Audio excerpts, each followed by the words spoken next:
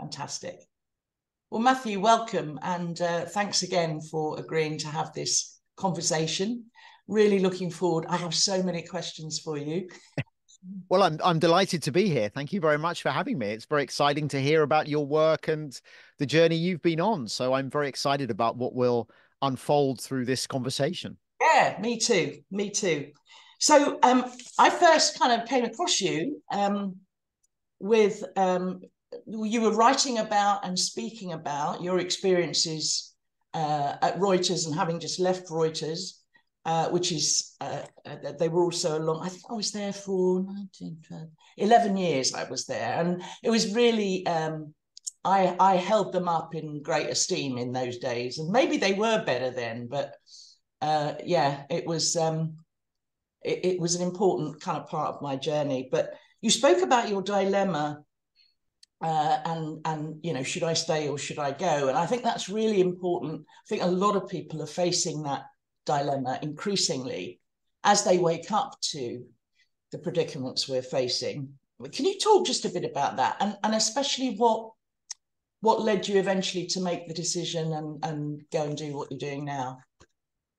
Yeah, I'm really glad that you're surfacing this question, as I think you're right. I think that there are very large numbers of people now who, as you say, are waking up to the gravity of the predicament that we're in, um, here in the UK, but obviously globally as well, and are recognizing that their day jobs are, to a greater or lesser degree, part of the problem rather than part of the solution. And of course, that's a very difficult truth to confront, because it really is inviting us to make fundamental changes to our lives. And that can bring up a lot of fear and uncertainty. And it can often feel much easier to stay with what we know.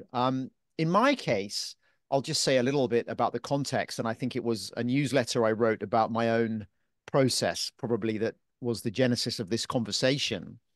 I worked for many years on and off for Reuters, obviously a huge global news agency, 2,500 journalists around the world.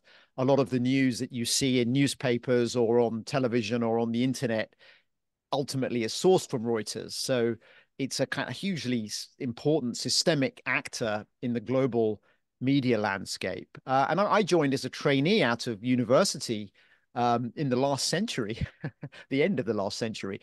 And it was wonderful. I mean, I had an amazing time. I traveled, I worked in Africa, and I worked in Afghanistan, Pakistan, and I made lifelong friends. And in many ways, it was a kind of initiation into a certain form of adulthood. We could maybe return to that. And I covered the invasion of Iraq as a Reuters journalist embedded with US Marines. So I had very powerful experiences and very positive experiences at Reuters. And I still maintain a huge amount of affection for the company. Then I rejoined in 2018 and worked on a big climate change project on the impact of climate change on oceans. And then I was offered a job as a climate correspondent in 2019, which is where I worked for another year or more. And there's things that I can't really talk about in terms of what happened, because they involve internal affairs at the company that I shouldn't really disclose. But it became very clear to me that it wouldn't be possible for me to pursue the kinds of stories that I thought were most essential at this time. And I particularly stories about the forces seeking to block action on climate change. And I felt the company was really, in many ways, asleep to that story, and to a large extent remains so, with some exceptions. And here I was in this incredibly important, influential media organization, yet it seemed to be nowhere near addressing or responding to the crisis, and I'm thinking particularly of the climate crisis, in a way that was commensurate with its role at this time. And that created a kind of cognitive dissonance in me, feeling, wow, I'm in this position, and yet I can't pull the levers in the way that it feels necessary to do so. And ultimately, I left the climate beat, and then I worked in another part of the company on longer term investigations. But really, my heart remained with the climate story, so I began applying for other jobs. And I was very fortunate to be offered a job at DeSmog, which is a non-profit climate news service, laser focused on the vested interests blocking action on climate change. And so I quit Reuters and started work there as a global investigations editor. But uh, what that enabled me to, or allowed me to do, was to then write about what I'd been seeing at Reuters. And to kind of round out maybe this section, one of the great problems I see at Reuters is that the company is literally sponsoring oil and gas events explicitly designed to facilitate faster production of oil and gas, to remove the pain points holding back drilling, to quote the blurb from the events. So we have a media organization that could be playing such a constructive role, and I would argue has a duty to be taking its responsibility in this moment of consequence that we're in, but is instead aiding and abetting the very industry that is at the root of the crisis. So Yeah. I'll maybe rest it there, but I hope that gives you a little context on how we come to be having this conversation. Yeah, brilliant. Thank you. Yeah, and I wanted to just probe on that, not the facts that, but why. I've heard you say before, and I agree that legacy media just seems to be sort of pathologically blind to this. And why is that, in your view? Is it just as simple as vested interests and money and power? Is there something else going on, something deeper? This is a very interesting question, and I think there are many layers to the onion, if you will. How could I best approach this? Let me just tune in for a moment. Let's take it from a systemic level. And as I say, the last thing I thought I'd be doing would be recording podcasts, kind of critiquing the media system I used to work for. That was certainly never my intention or ambition. And I was a fully paid up member of that system for many years. But I think what is clear, and was clear all along, really, but it wasn't something I wanted to look at too closely while I was taking the paycheck, was that, of course, a company like Reuters and many other parts of the media are essentially outgrowths of the economic and political system that has created the crisis. So they're not separate. If you go to the Reuters office now in London, it's in Canary Wharf, and it's on a floor of a building that I think is occupied also by a large bank. It's certainly surrounded by banks. And half of the company's revenue comes from the financial services industry. So it is, in many respects, a kind of back office of the financial system. Yes. And of course, the company also does some amazing work, incredible investigations into human rights abuses, reporting from conflict zones for which many Reuters journalists have lost their lives recently, including Issam Abdallah, a Lebanese video journalist or visuals journalist who was killed by Israeli tank fire in Lebanon in October.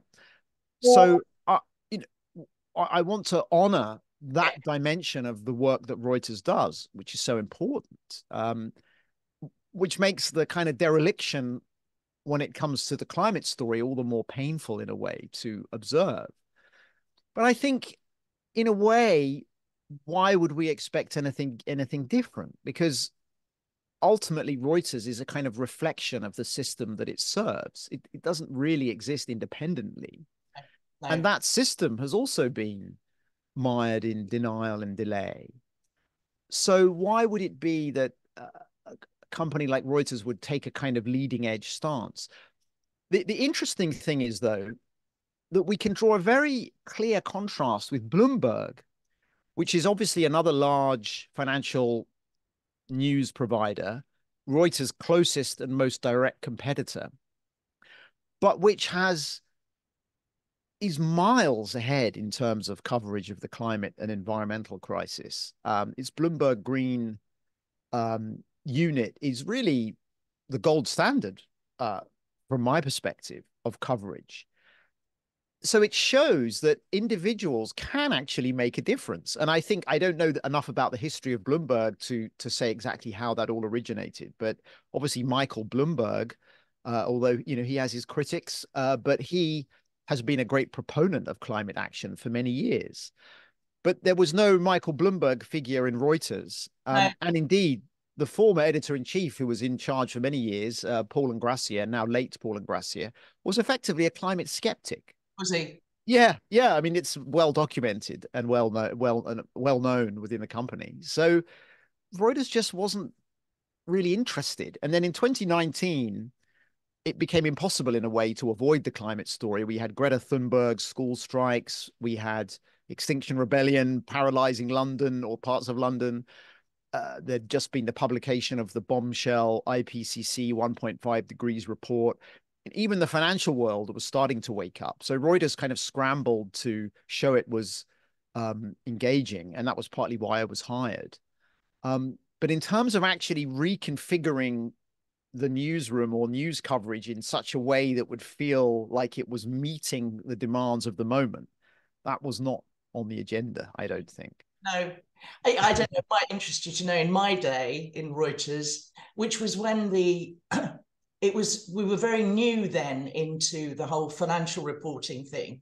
Mm. That was kind of obviously coming up very strongly, and I remember the tremendous tension between the staff that worked for that side and the kind of traditional journalists who hated it, like really loathed. They wouldn't have anything to do with this kind of, Well, the other interesting thing about what's happened since, of course, I mean, if we're going down this line, Reuters was taken over in I think 2007 or 8 by Thomson, the big Canadian media conglomerate. And in a way, it's never really recovered from that, I don't think. And at that point, the company grafted in a whole bunch of editors from the Wall Street Journal to take very senior positions. Some of these editors I consider them to be, maybe not still my friends. They're certainly people I respect and hold in high regard and have learned an enormous amount from personally and feel a great amount of affection for. Yeah. But you see, a skeptic would say the Wall Street Journal has been one of the biggest platformers for climate deniers and delayers. It was being the absolute cheerleader for the right-wing neoliberal project orchestrated since the early 80s by a whole confluence of interests in the US and globally. I mean, the idea that Reuters was somehow going to become a climate champion in this context, I think it's a little naive. And I could look at my own role in all this. I obviously was a strong advocate for greater focus on climate, but maybe I didn't always show up in that role as skillfully as I could have done, and maybe that wasn't always helpful. So I would be the first to put my hand up and say there's things I would have perhaps done differently if I had that opportunity again. Sure. But ultimately, I think it was impossible. It was impossible to stay in the company with and kind of be in a way complicit with its approach. Just felt untenable for me ethically. So that was why I left. And of course, it has its cost. The non-profit journalism world does not pay quite as well as the corporate media. I mean, I get by, but and I think, as I wrote in my blog, or my newsletter, there are times when I question my path and think, wow, have I actually screwed my career up? But I don't listen to that voice. I recognize that that's a voice of kind of old conditioning. Actually, I feel a lot of creative energy flowing through DeSmog and the wider ecosystem that DeSmog is part of. And ultimately, it's what I think is needed. It's the work that we need at this time. So I'm proud to be contributing to that. Yeah, fantastic. So how would you describe your relationship with the meta crisis, of which climate and ecology, of course, is one part? Like, where do you sit with that now? We have one of the things we use in the community group is a we call it the 4 columns, and we use it as a conversation starter, like which column are you in? And I won't go through all of it now, but there's kind of column 1 is skeptic, delay, deny. Column 2 is business as usual, but greener. Column 3 is emergency. And column 4 is what we would call collapse aware. And our community group probably very firmly sits in column 4. And the retreats that I run are for people who would describe themselves as being collapse aware. But where do you sit in terms of, I guess, put crudely, how bad do you think it is?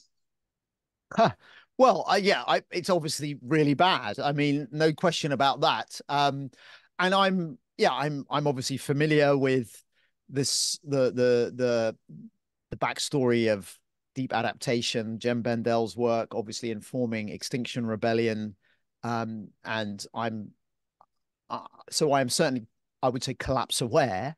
I don't take a position on whether collapse is inevitable or what it's going to look like, but certainly I'm scared. I mean, I'm terrified of what these dramatic changes herald. And obviously we've seen the impacts hitting many parts of the world for years and decades already. I mean, the damage is staggering. But I'm also very afraid of what it means for those of us living here in the UK. So I'm certainly collapse aware. I'm not quite prepping, but quite at that point. But yeah, I absolutely see this as an existential crisis. Yeah, yeah. Thank you. So what do you, a lot of the conversations we often have are about, I mean, I believe that it's going to be the end of the world as we know it, which isn't the same as the end of the world. And kind of that sometimes what's often called carbon fundamentalism, if only we just stopped it with the fossil fuels, everything would be okay. What is it that you hope, if you had a magic wand, what is it that you hope could happen? Well, the lens really that I view the crisis through most, the lens I've been working with most is collective and intergenerational trauma. Yes. So I've been doing a lot of immersive work with the facilitator Thomas Hubel, who some of your viewers may have come across, whose work began facilitating large group processes for Holocaust survivors and their descendants. And this was going back to 25 plus years ago. But that work has since been refined to be applicable really to any community, actually, because we all live, in my understanding, in collective trauma fields, collective and intergenerational trauma fields that shape our perception and behaviors, mostly in ways that we don't even recognize. And I think that we can understand the climate crisis as an expression of the accumulation of centuries of this trauma, this disconnection and dysfunction that is now manifesting itself in this kind of potentially rock bottom moment for the species, right? And acknowledging, of course, the impacts the crisis is already having, because I'm always wary of talking about this from a global north perspective. It is easy to forget that the crisis has already wiped out vast numbers of communities around the world. As William Gibson said, the future is already here. It's just uneven. Yeah, well, indeed, yes. But yes, I think he meant in a good way, though, maybe. But yes, I take your point.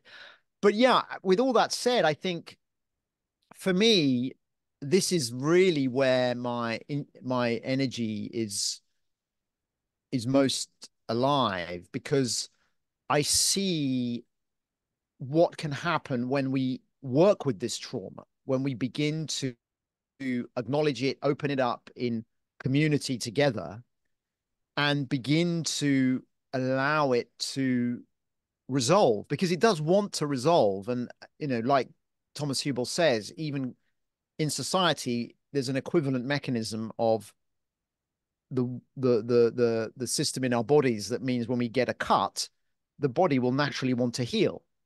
And I believe it's the same with the collective and intergenerational trauma we carry. We actually do want to heal. We have an impulse to release these layers, this kind of sediment of psychic sludge that we're all enmeshed or embedded in at some level.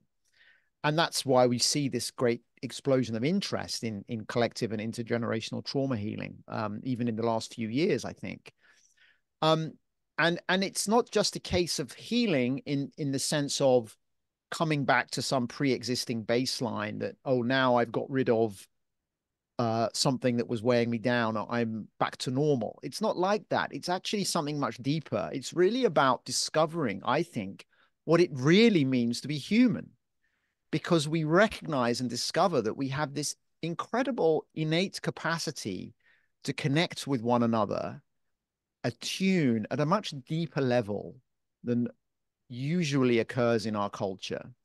And when we do that, we can be the medicine for one another in extraordinary ways that at times can be quite painful and challenging. And yet, when we have the courage to stay with those processes, we can experience a sense of connection, community, safety that really, for my, has kind of redefined my sense of what it means to be a human being.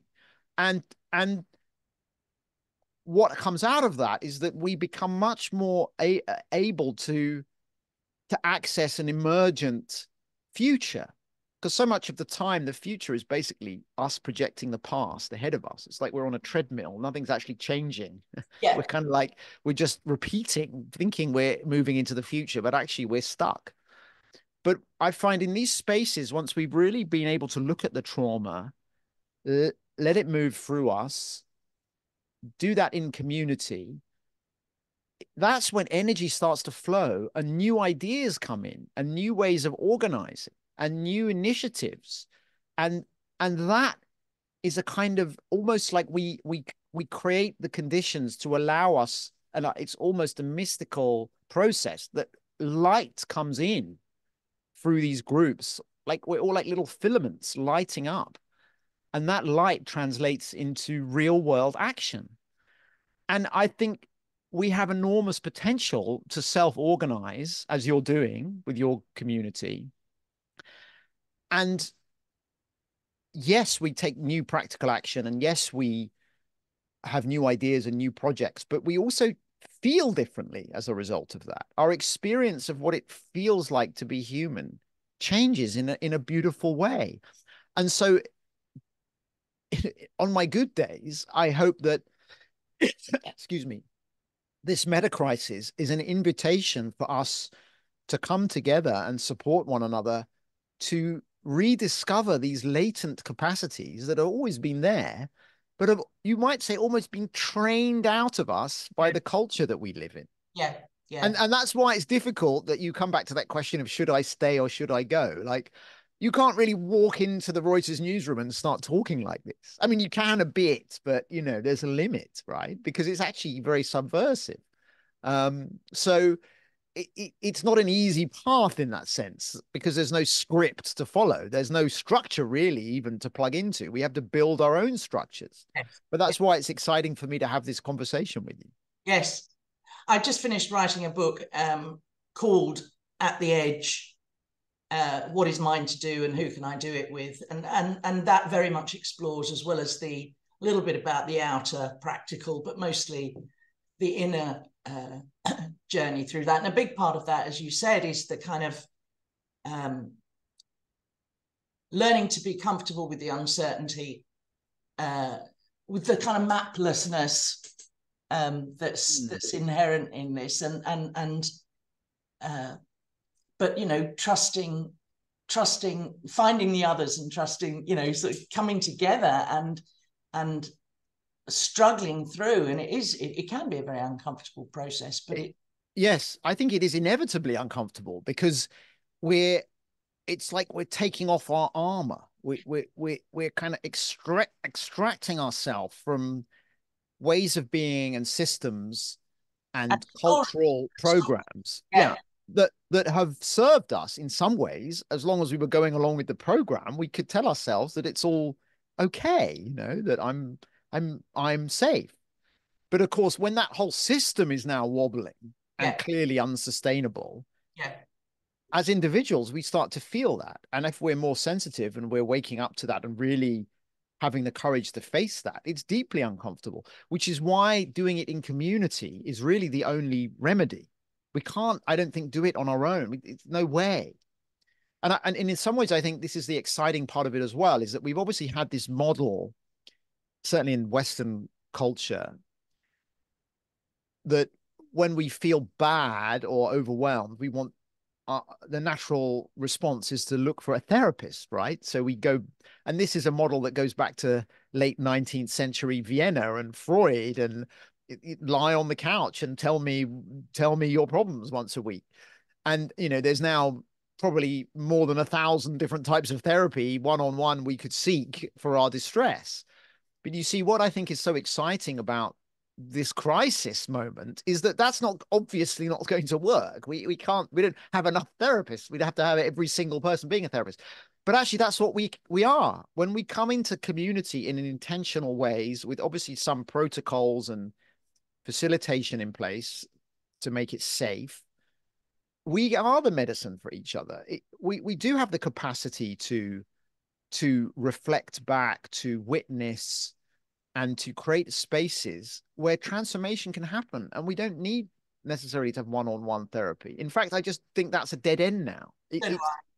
It's coming together in community that is really what is being demanded of us. Well, And the one-to-one, that's a beautiful thing, actually, to rediscover that. yeah, yeah. No, the one-to-one therapy is predicated on this premise of separation and individuality, which Yeah. is Yeah. And of course, there's a role for it. Of course, my wife's a clinical psychologist, and she was actually just giving somebody therapy in this very spot an hour or two ago. So it's definitely, and I've had plenty myself, it definitely has a role for it. I'm not discounting it completely, but what we're adding is we're opening up this prospect that, wow, like we can meet each other as communities, neighbors, as in workplaces in totally different ways. And we saw glimmers of that, of course, in the pandemic, right? At its best, there were real moments of cohesion and real beauty that we can all remember, I think. But what if we're being invited to really rediscover that? I sometimes think of it like, if you go back, when was it that they really discovered waterborne diseases and sanitation? Was it the middle of the 18th century or the 19th century? I think it was the middle of the 18th century. And, we now wouldn't imagine living in houses without plumbing and, sewerage, right? It's just inconceivable. And I feel like we're on the cusp of a similar revolution on a kind of psycho-spiritual level, that in 50 years' time, people will look back on how we lived in the early 20th century, and they won't be able to believe that we didn't have a kind of system for gathering, for supporting one another, for, as I say, tapping these latent capacities that we all have as healers. we used to have, didn't we? I guess. I mean, that's the Yeah. kind of, Yes. a lot of the wisdom that we can learn from the indigenous and so on is Yeah. Yeah. Well, I have a great friend, Jiwa Woodbury, who is a fascinating figure, who is a long-standing Tibetan Buddhist practitioner. He was a retired now public interest attorney defending forest lands in the US. And he's also a great proponent of a kind of reformed eco-psychology, which really recognizes that kind of in his argument, Western psychology has just led us down a blind alley because it is so focused on the individual and on kind of looking after our little ego, which is in many ways an illusion anyway. yeah, And he really advocates for a kind of, I forget the phrase he uses, as a kind of modern indigeneity, a kind of rediscovering our relationality with each other, with the natural world. And of course, this is in line with many thinkers now who are recognizing that the whole paradigm that we've been living has led us to this precipice. And I feel that, at least for me, the collective trauma work, where I've sat for weeks in Germany in the last 2 years with descendants of Holocaust survivors, but also descendants of concentration camp guards and SS officers, which is a big theme, but also Israelis, Palestinians, people who have gone through whose families went through the Cultural Revolution in China, the huge impact of World War I and World War II on, of course, Germany, Britain, Eastern Europe experience of totalitarian oppression and division from the West, slavery, racism, and colonialism, a huge theme. All of these and many more enormous collective trauma fields were alive in these groups that I've been involved with, and seeing what's possible, how people kind of break out of the conditioning they didn't even realize they were carrying. It's amazing. It's beautiful. I mean, this to me is really, and for me, the climate crisis is showing us that this kind of stock of collective trauma, the accumulation, has just become so unmanageable that it's just spilling out and manifesting as this polycrisis. Yeah. But we have the medicine, we have the tools, and I believe that this kind of work will become, I mean, just like once yoga, it was considered to be really far out and on the edge and kind of suspect. Now there's a yoga studio in every high street, right? Why don't we have collective trauma healing groups in every village and town in the UK? I think we will. Excuse me. Thank you.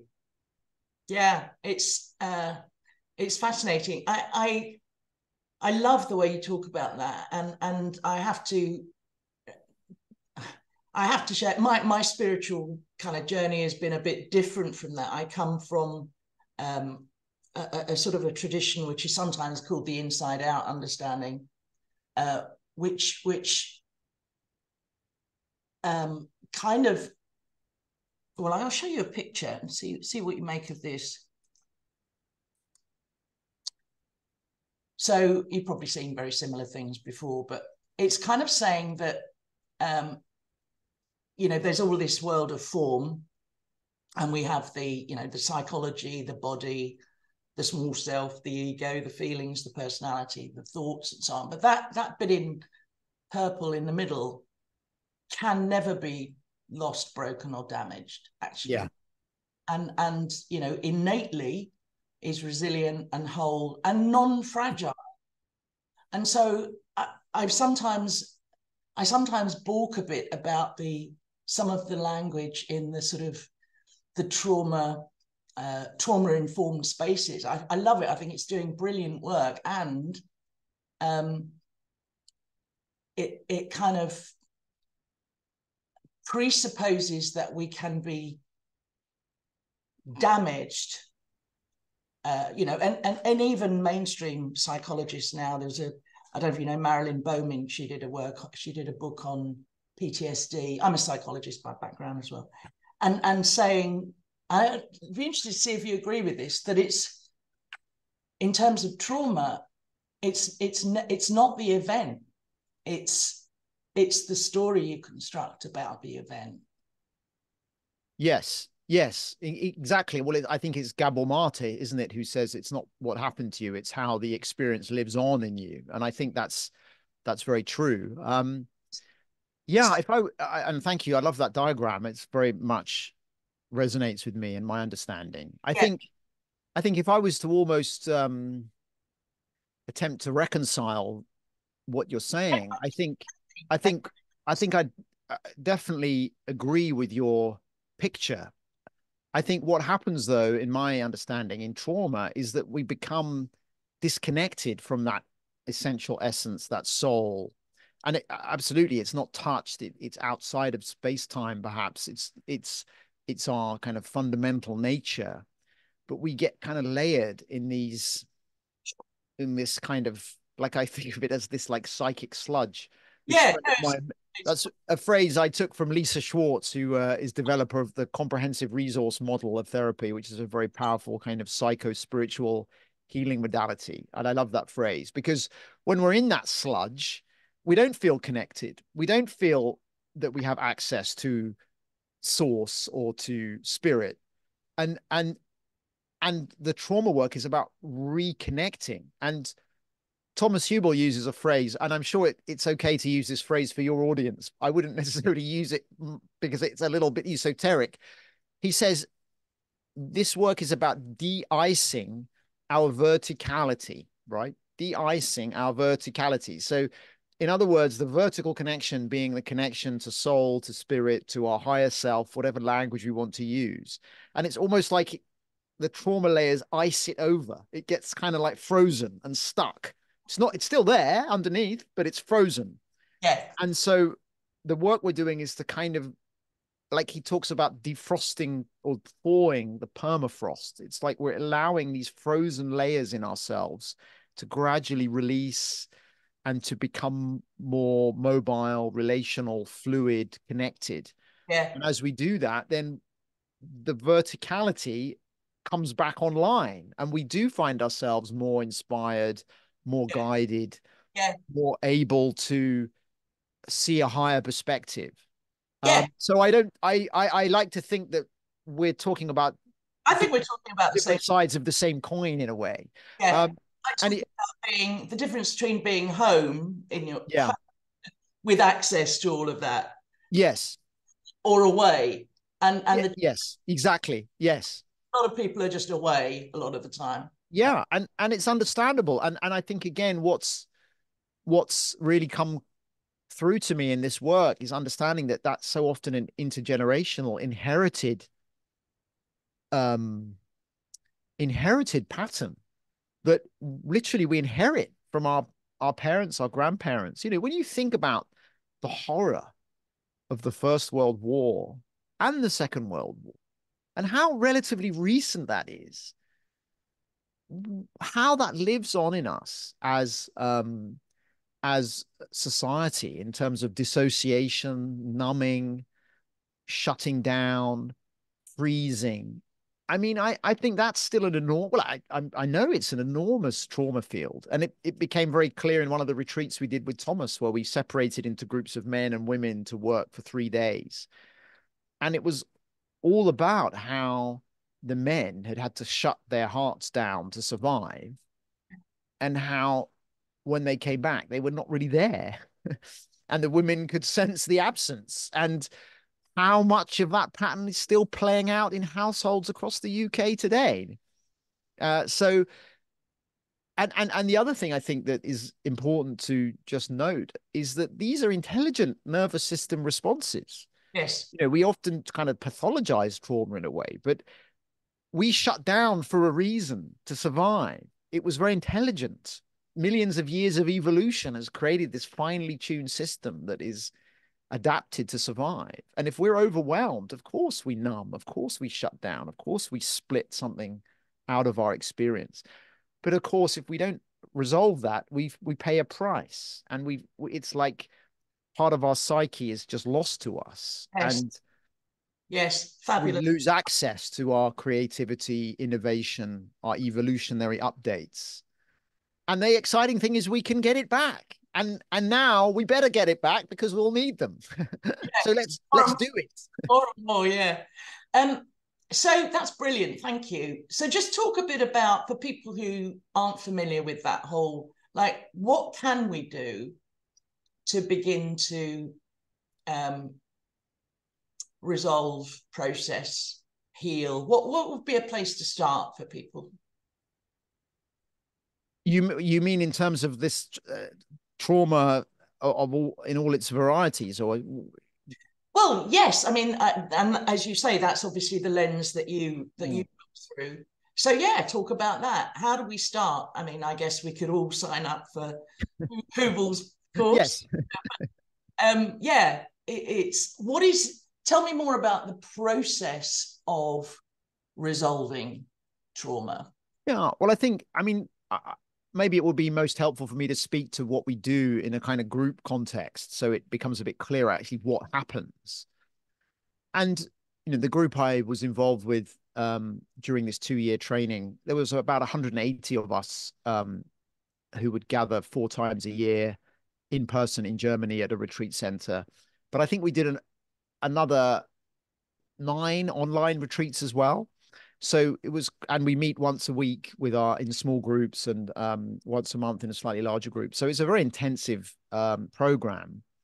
But the core of it is gathering and practicing relational skills together, which we call transparent communication. So we learn to listen in a way with as much energy as we would normally use talking, listening with the whole body, tracking what the level of connectedness we feel with somebody, whether what they're saying is landing in us, what emotions, physical sensations we may be experiencing. And we practice that in a big group, but also in smaller groups of 3 in triads, where we take turns to speak for 5 minutes while the other 2 listen. And as you do that over and over and over again, it's almost like layers of defenses begin to gradually melt away, and people feel more and more connected, more and more trust and safety is established.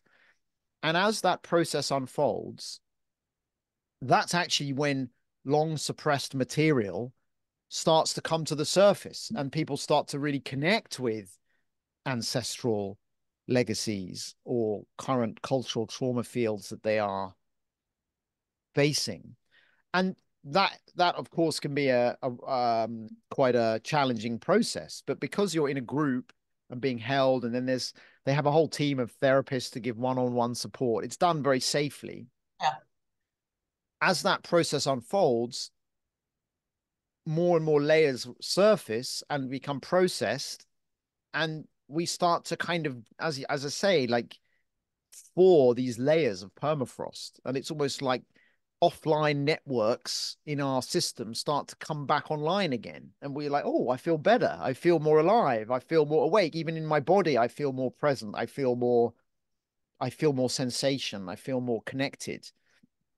So that's really there's a kind of series of protocols and processes that we go through. And I think the other thing that's really important, a really important mechanism, is the witnessing. Yes. Witnessing, especially when you have a large group who's witnessing somebody's process, it kind of accelerates that person's individual process. And at the same time, sorry, excuse me, it reflects back to anyone in that group who's holding a similar trauma signature. It will almost start to buzz and vibrate in response to what they're witnessing from that individual. So if somebody's talking about their war trauma, those of us carrying that signature will become activated. And in that process, it enables everybody to receive a kind of healing, a process of healing and release. So there's all these kind of group dynamics that come into play that allow us to process through the trauma much more quickly, perhaps, than we'd be able to do on our own. And this kind of collective intelligence starts to arise that enables things to happen that would never normally occur. Yeah. Now I've seen that, experienced that, witnessed that so often. It's a beautiful, beautiful, magical thing. Yeah. Maybe I'll just give a brief example, because this makes it very concrete. At one of the retreats, somebody stood up and said, hey, like, I'm not comfortable with the fact that there's some people here for whom being here is not a financial burden. You know, they're well off and financially comfortable. It's not a big deal to pay for the training and the transport. But for others, it's a real struggle to make it here. What can we do about this? And this generated a whole series of gatherings, meetings, subgroups. And within a short time, money was flowing from people who had lots of money to people who didn't really have much money. And it was completely self-organized and spontaneous, because that individual felt safe enough to say that. Yes. And because what he said, the way he said it, was coming from his core. Yes. And it landed in people who were receptive and listening, then spontaneously stuff happened and money was flowing. And when you think about what a taboo there is around money and how many issues there are around money and how awkward it is, it wasn't like the people in the running the thing said, right, we're going to put a tax in place and we're going to have a means tested system to make redistributing. No, it was organically agreed that this would be appropriate. And to me, that was a brilliant example of collective intelligence. And that happened, right? And many other things similar. But I like that example because it's a very concrete example that you couldn't imagine happening in most environments. Let's just give our money away. But no, we will. And there was a whole discussion around what it felt like to receive and to give, and shame around money. Even the people who have a lot of money can feel a lot of shame around having a lot of money. So there's whole layers of trauma around money that were then addressed as a result of this spontaneous observation by one individual who was kind of speaking with the collective voice at that moment. So that to me was a very powerful illustration of the actual impact that this can have.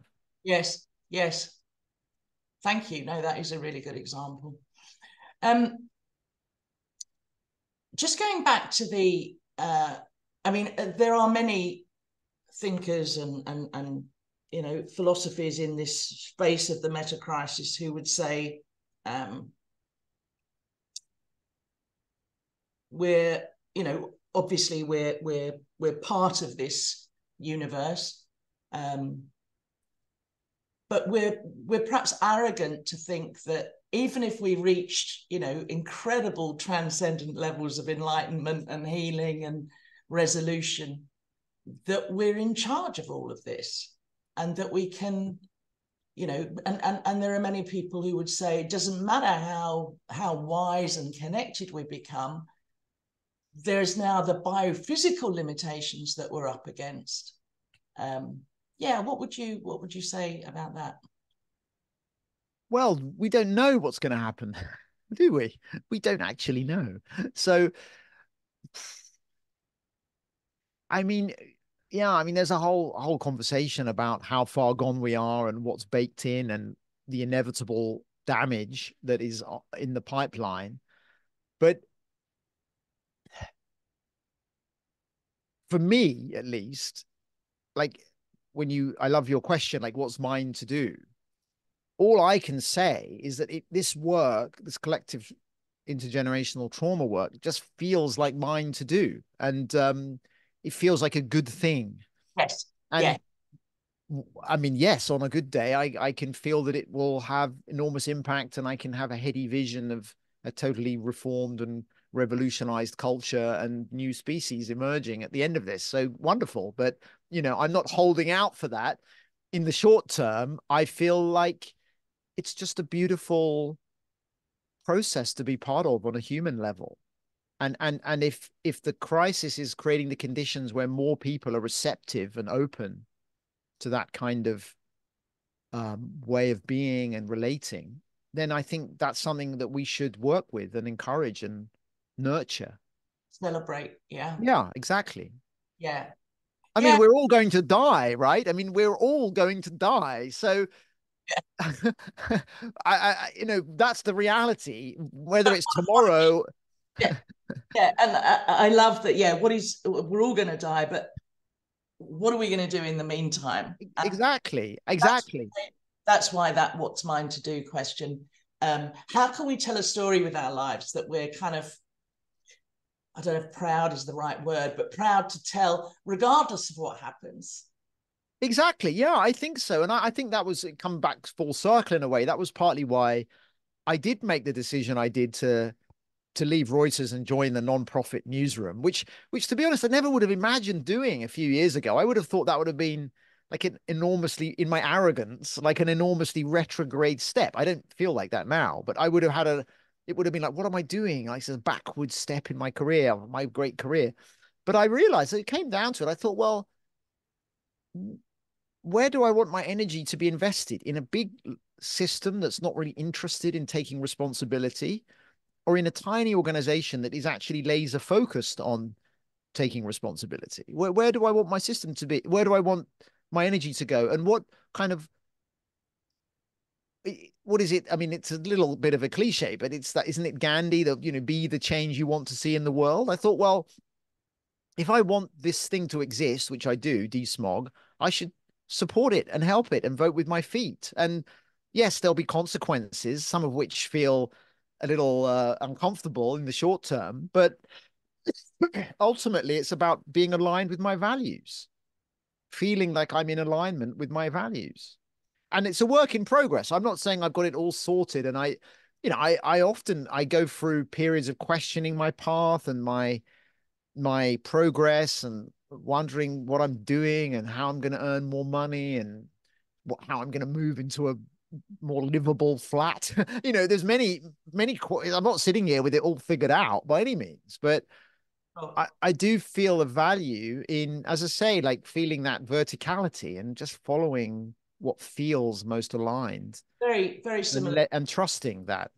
Very similar for me. When I woke up to the meta crisis, I got this it was like a tap on the shoulder Mm. from somewhere, and very, very clear. Shut down the business, which was very successful, and you're going to do this work that I'm doing now. You're going to do this now, and also you're not going to charge any money for it either. So, um, and I was very, very privileged and fortunate that I, had made money, and so yeah, as long until it runs out, this is what I'm doing. But it feels, I can't tell you how good it feels and how aligned that, everything I do is in the gift, and it's my tiny little radical to neoliberal capitalism.